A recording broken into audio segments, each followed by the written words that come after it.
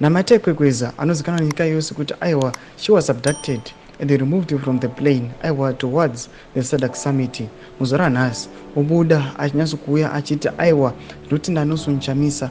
Nelson Chamisa ndiye mutungamiri wenyika yeZimbabwe. Ane achidismisa vamwe vese varipo achiti aiwa maqualities ari kweNelson Chamisa anyatsoratidza kuti is a true leader. Sanapinda mashuka anobuda nyuko panapa namatekwekweza pahendo pake. Ndondombo subscribe odaika kuti on the bell icon. Timina pahendo pakanyora chiti one of the greatest aspects of the political legacy of President Nelson Chamisa is his radical belief in young people and particularly how he has put his neck out politically for young women. In 2023, he strongly supported the young people, especially young women, even if he knew he would get backlash from gatekeepers in the political space.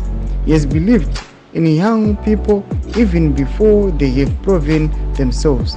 He doesn't only talk about supporting youths, he actually lives up to that talk. His belief in what the young can offer and can do far exceeds what any other political leader in Zimbabwe has offered.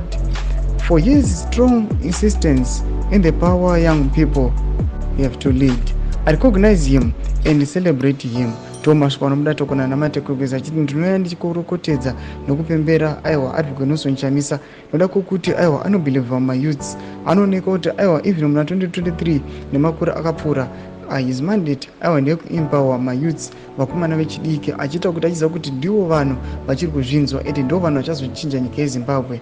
Ane achiti vanhu vakuru panapa yes vanga vari mupolitical space they've never thought of implementing kana kushandisa vana vechidiki, asi panapa ane achiti that quality was only reviewed by advocate Nelson Chamisa. Tudze mafungiro enyu moti kudipa musoro wemashoko awo pina comment section medu, so subscribe or like, so turn on the bell icon.